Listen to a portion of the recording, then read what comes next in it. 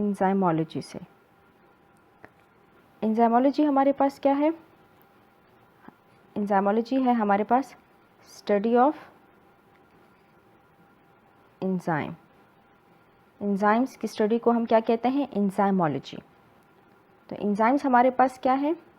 Enzymes हमारे पास biological catalysts हैं। ठीक, एंजाइम्स हमारे पास क्या है? बायोलॉजिकल कैटलिस्ट है। तो कैटलिस्ट हमारे पास क्या है? कैटलिस्ट वो सब्सटेंसेस हैं जो कि बहुत माइन्यूट क्वांटिटी में चाहिए, बहुत कम मिकदार में चाहिए। ठीक, माइन्यूट क्वांटिटी में चाहिए होते हैं किसी भी रिएक्शन के लिए, क्योंकि ये रिएक्शन को क्या करता है? स्पीड अप करता है। ठीक, रिएक्शन को क्या करता है? स्पीड अप करता है।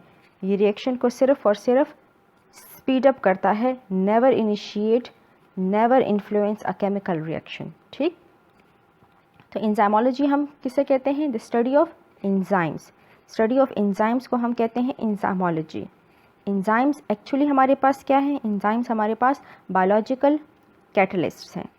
तो कैटलिस्ट हमारे पास क्या है? कैटलिस्ट हम कहते हैं वो सब्सटेंसेस हैं that are required in a minute quantity which increases the speed of a chemical reaction but never initiate or influence it or never appear in the final product of a reaction। ना तो reaction को initiate करते हैं, ना तो reaction को influence करते हैं, और ना ही फाइनल प्रोडक्ट में अपीयर होते हैं।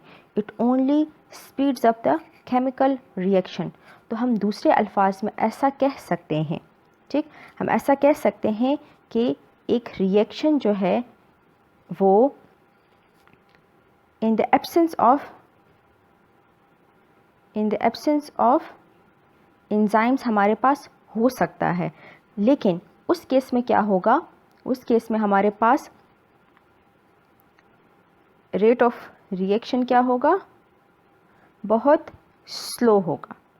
ठीक, हम ऐसा कह सकते हैं कि the reaction can take place, a reaction can take place in the absence of enzyme, but in that case the rate of reaction will be slow। तो हमने क्या पढ़ा एंजाइमोलॉजी के बारे में कि एंजाइमोलॉजी हमारे पास क्या है? Study of enzymes. एंजाइम्स हमारे पास बेसिकली क्या है? एंजाइम्स हम कहते हैं हमारे पास है बायोलॉजिकल कैटलिस्ट। कैटलिस्ट क्या है? Catalyst are the substances which are required in a minute quantity in a chemical reaction because it only speeds up the chemical reaction. It never initiate, never influence or never appear in the final product of a reaction। ठीक, तो हम ऐसा कह सकते हैं कि reaction जो है in the absence of enzymes जो है वो हो सकता है। ठीक, in the absence of enzyme reaction हो सकता है, लेकिन उस केस में क्या होगा? उस सूरत में क्या होगा? The rate of reaction will be very slow. अच्छा जी, एंजाइम वर्ड का मतलब क्या है? एंजाइम वर्ड का मतलब है derived from yeast। The word enzyme means derived from yeast। ठीक, पहले यूज़ कैसे किया गया था वर्ड एंजाइम को? जब कैटालिटिक प्रॉपर्टीज़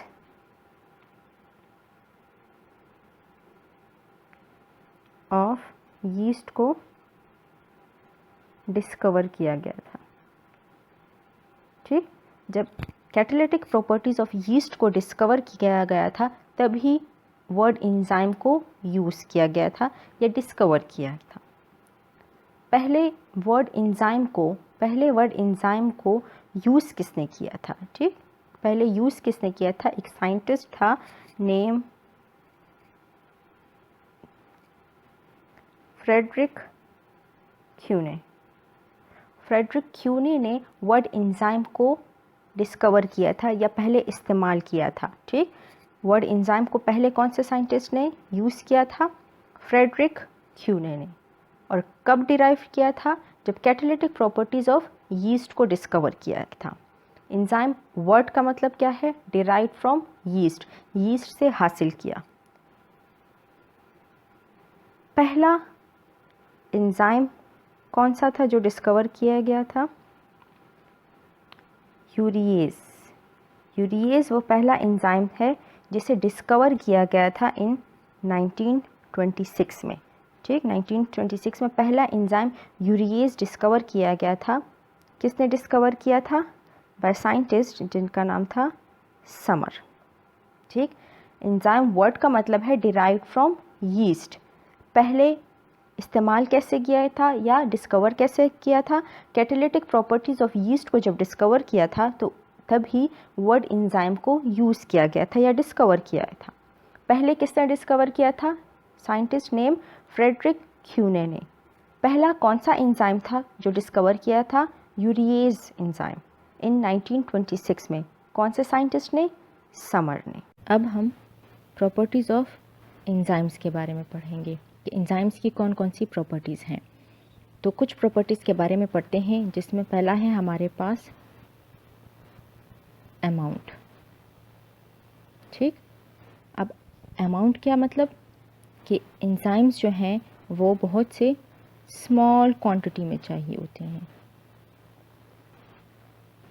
किसी भी रिएक्शन को प्रोसीड करने के लिए एंजाइम्स जो हैं वो थोड़े से क्वांटिटी में चाहिए होते हैं। Small amount of enzymes are required to perform a chemical reaction. ठीक, हम ऐसा कह सकते हैं कि enzymes are required in a very small amount to proceed a chemical reaction. दूसरा है हमारे पास प्रॉपर्टीज़ में रिमेन अनअफेक्टेड।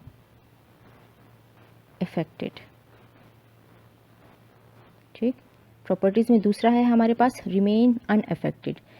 एंजाइम्स जो हैं एक रिएक्शन को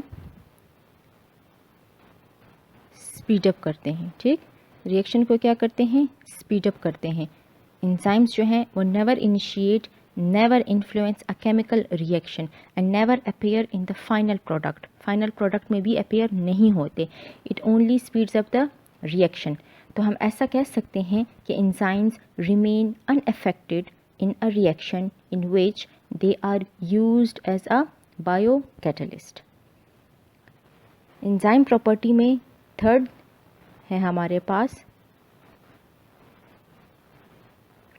स्पेसिफिक फॉर रिएक्शन। एंजाइम्स जो हैं वो एक ख़ास रिएक्शन के लिए, ठीक, एक ख़ास रिएक्शन के लिए अपना एक ख़ास एंजाइम होगा जो उसे परफॉर्म करेगा। ठीक, हर रिएक्शन के लिए अपना एक पर्टिकुलर एंजाइम होता है जो उस रिएक्शन को परफॉर्म करता है। तो हम इसके बारे में ऐसा कह सकते हैं कि enzymes are specific for a particular reactions. Enzymes that catalyses one reaction, किसी भी रिएक्शन को, एक रिएक्शन को जो एंजाइम कैटलाइज करता है वो दूसरे एंजाइम को वो दूसरे रिएक्शन को कैटलाइज नहीं कर सकता। इसलिए हम कहते हैं कि enzymes are specific in their reaction. हर रिएक्शन के लिए अपना एक ख़ास पर्टिकुलर एंजाइम होगा जो उस रिएक्शन को प्रोसीड करेगा। फोर्थ नंबर पे है प्रॉपर्टीज़ में हमारे पास नेचर।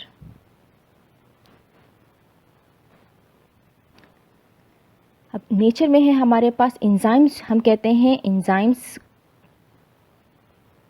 हमारे पास क्या है? प्रोटीन इन नेचर है, प्रोटीन से बने होते हैं, प्रोटीन इन नेचर होते हैं एंजाइम्स। इसमें अब कुछ एंजाइम्स ऐसे होते हैं जो कम्प्लीटली प्रोटीन इन नेचर होते हैं। ठीक, जो कम्प्लीटली प्रोटीन इन नेचर होते हैं, और कुछ ऐसे हैं जो पार्शियली बने होते हैं प्रोटीन से। इनमें प्रोटीन पार्ट के साथ एक और भी नॉन प्रोटीन पार्ट भी लगा होता है। ठीक, नेचर में हम कहते हैं कि एंजाइम हमारे पास क्या है? Protein in nature. अब इसमें हमारे पास दो टाइप के हैं। कुछ एंजाइम्स ऐसे हैं जो कम्प्लीटली प्रोटीन इन नेचर है, और कुछ ऐसे हैं जिनमें प्रोटीन पार्ट के साथ दूसरा नॉन प्रोटीन पार्ट भी लगा होता है। हमने एंजाइम्स की प्रॉपर्टीज़ में अमाउंट के बारे में पढ़ा कि एंजाइम्स जो है वो स्मॉल क्वांटिटी में चाहिए होते हैं किसी भी रिएक्शन को प्रोसीड करने के लिए। रिमेन अनअफेक्टेड, एंजाइम्स जो होते हैं वो रिमेन अनअफेक्टेड होते हैं इन अ केमिकल रिएक्शन, क्योंकि ये सिर्फ और सिर्फ रिएक्शन को स्पीड अप करते हैं, रिएक्शन को इन्फ्लुएंस नहीं करते, रिएक्शन को इनिशिएट नहीं करते, ना ही फाइनल प्रोडक्ट में अपीयर होते हैं, रिमेन अनअफेक्टेड रहते हैं। एंजाइम्स स्पेसिफिसिटी के बारे में हमने पढ़ा कि स्पेसिफिक इन नेचर होते हैं। हर रिएक्शन के लिए अपना एक ख़ास स्पेसिफिक रिएक्शन एंजाइम होता है जो उस रिएक्शन को प्रोसीड करता है। नेचर के बारे में पढ़ा कि एंजाइम्स हमारे पास क्या है, प्रोटीन इन नेचर हैं। कुछ इनमें ऐसे हैं जो कम्प्लीटली प्रोटीन इन नेचर होते हैं, कुछ ऐसे हैं जिनमें प्रोटीन पार्ट के साथ नॉन प्रोटीन पार्ट भी लगा होता है। प्रॉपर्टीज़ ऑफ एंजाइम में हमारे पास 5th प्रॉपर्टी है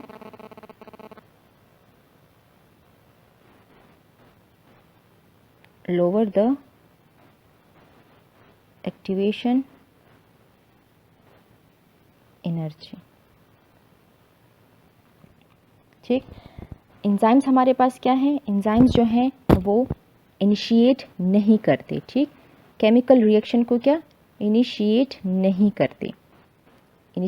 करते, ना ही इन्फ्लुएंस करते हैं, सिर्फ और सिर्फ क्या करते हैं, increase is the speed of reaction.